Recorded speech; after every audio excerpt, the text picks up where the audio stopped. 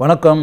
Cine mini Divya Duraisamy Tamil திரைப்படத்தில் நடித்திருக்கக்கூடிய மிகச்சிறந்த நடிகைகளில் ஒருவர் திவ்யா துரைசாமி. வாழை திரைப்படம் பார்த்தீங்களா? வாழை திரைப்படத்தில் அந்த சிறுவனுடைய அக்காவாக எந்த அளவுக்கு இயல்பாக நடித்திருந்தார் திவ்யா துரைசாமி அப்படின்றது உங்களுக்கே தெரியும்ல.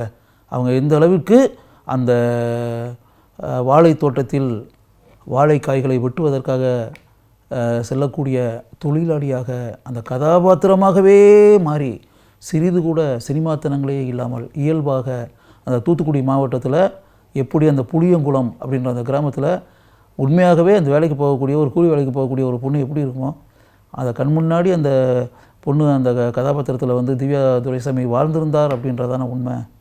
அது ஆக்சுவலாக அவர் வந்து இந்த தோட்டத்திற்கு வேலைக்கு செல்லக்கூடிய காட்சிகளிலும் சரி, அம்மா கூட பேசக்கூடிய காட்சிகளையும் சரி, தம்பி கூட அளவற்ற அன்புடனும் பாசத்துடனும் பேசக்கூடிய காட்சிகளையும் சரி, தன்னுடன் பணியாற்றக்கூடிய கலையரசன் மீது காதல் உண்டாகி அவரை அந்த காதல் மனதுடன் பார்க்கக்கூடிய காட்சிகளிலும் சரி, அதுக்கு பிறகு அவர் வந்து அப்படியே அந்த விபத்தில் இறந்து மரணமடைந்து அப்படின்னு வரும்போது நம் கண்களை குளமாக்கி படத்தினுடைய உச்சக்கட்ட காட்சிகள் அப்படி படம் பார்க்குறவங்க எல்லாரையுமே அழ வைத்து எப்படிப்பட்ட உன்னதமான கதாபாத்திரத்தில் திவ்யா துரைசாமி நடித்திருந்தார் அப்படின்றது யோசித்து பாருங்கள்.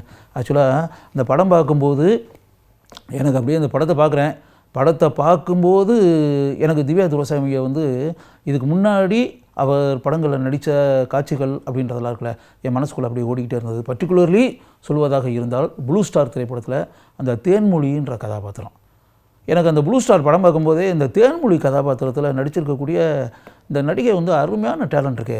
இவ்வளவு கேஷுவலாக பண்ணுது.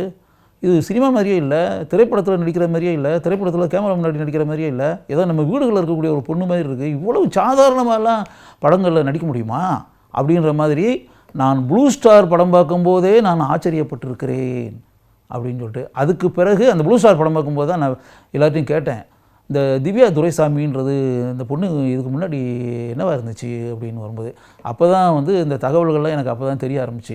இது வந்து பல தொலைக்காட்சிகளில் செய்தி வாசிப்பாளர், நியூஸ் ரீடராக பல தொலைக்காட்சி ஊடகங்களில் பணியாற்றி அனுபவங்களை பெற்ற பெண் தான் திவ்யா துரைசாமி அப்படின்றது. அப்போ நிறையா வந்து மீடியாக்களில் இருந்திருக்காங்க, டிவி சேனல்ஸில் ஒர்க் பண்ணியிருக்காங்க, செய்தி வாசிப்பாளராக இருந்து. அப்போ செய்தி வாசிப்பாளர் போது நியூஸ் ரீடர்னும்போது அந்த கூச்சம் ஷைனஸ் இதெல்லாம் இல்லாமல் போகும்ல பொதுவாக. அப்போ அவங்களுடைய ஆரம்ப வளர்ச்சி அப்படின்ற இருக்குல்ல, ப்ராக்டிக்கல் எக்ஸ்பீரியன்ஸ், அனுபவ அறிவு அப்படின்னு இருக்குல்ல, அது தொலைக்காட்சிகளில் பணியாற்றியதன் மூலம் அவருக்கு அந்த கூச்சமே இல்லாமல் இயல்பாக எப்படி பேசுவது அப்படின்ற ஒரு மேட்டர் இல்லை. அதனால தான் இப்போ நீங்கள் வந்து ப்ளூ ஸ்டார் படத்தில் தேன்மொழி கதாபாத்திரத்தில் அவங்க நடிச்சு அப்படின்னு வரும்போது இவ்வளவு இயல்பா அப்படின்னா இயல்பு இவங்க எங்கேருந்து வந்துச்சு? அந்த நியூஸ் ரீடராக இருக்கும்போது எப்படி இயல்பாக பேசுவது, எப்படி இயல்பாக வார்த்தைகளை உச்சரிப்பது அப்படின்றதெல்லாம் இருக்குல்ல, ரொம்ப கேஷுவல் அப்படின்றது. அது பிறகு குக் வித் கோமாளி அதில் வந்து அவங்க பங்கு பெற்று அதில் வந்து எல்லா மக்களுடைய உள்ளங்கள்லையும் போய் ரீச் ஆகியிருக்காங்க அப்படின்றது வச்சுக்கோங்க. இதுக்கு பிறகு அப்படியே நிறைய படங்கள் அவங்க நடித்து, மதில்னு ஒரு படம், குற்றம் குற்றமே அப்படின்ற படம், இதை இப்படியெல்லாம் பல திரைப்படங்களில் எதற்கும் துணிந்தவன் அந்த படத்தில் நடிச்சிருக்காங்க அப்படின்னு சொல்லிட்டு. அதனால் வந்து இப்போ வந்து வாழை திரைப்படத்தில் நான் பார்க்கும்போது அப்படின்னு வரும்போது அதாவது இவ்வளோ தாய்மொழி தமிழை தாய்மொழியாக கொண்ட ஒரு பெண் அப்படின்றது கூட அது நமக்கு பெருமை தானே.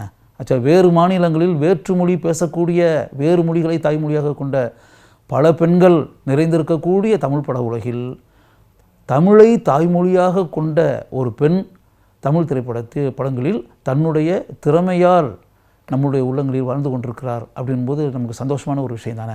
அதனால் வந்து இந்த வாழை திரைப்படத்தில் அந்த சிறுவனுடைய அக்காவாக நடித்து நம் உள்ளங்களில் நீங்காத இடத்தை பிடித்திருக்கக்கூடிய திவ்யா துரைசாமி ஒரு மிகச்சிறந்த நடிகை அப்படின்ற ஒன்று. தான் நடித்த திரைப்படங்களில் அந்தந்த கதாபாத்திரங்களுக்கு எந்த அளவிற்கு உயிர் தர வேண்டுமோ அதை ஆழமாக உயிர் தரக்கூடிய அளவிற்கு திறமைகளை கொண்டிருக்கக்கூடிய சிறந்த நடிகை திவ்யா துரைசாமி. அதனால் நம்ம படங்களில் இருக்கக்கூடிய பொதுவாக படங்களை தயாரித்திருக்கக்கூடிய தயாரிப்பாளர்கள், இயக்குநர்கள் அப்படின்லாம் வரும்போதெல்லாம் ஒரு நல்ல திறமைசாலிகளை வந்து நம்ம திரைப்படங்களில் வந்து பொதுவாகவே நம்ம பயன்படுத்தணும். அதனால் வந்து மிகச்சிறந்த நடிகைகளில் ஒருவராக இருக்கக்கூடிய திவ்யா துரைசாமியை நம் பட உலகத்தை சேர்ந்தவர்கள் தாங்கள் தயாரிக்கும் இயக்கக்கூடிய திரைப்படங்களில் உயர்ந்த கதாபாத்திரங்களுக்கு, சிறந்த கதாபாத்திரங்களுக்கு முழுமையான நம்பிக்கையுடன் அவருக்கு வாய்ப்புகள் கொடுத்தால் அந்த பெண்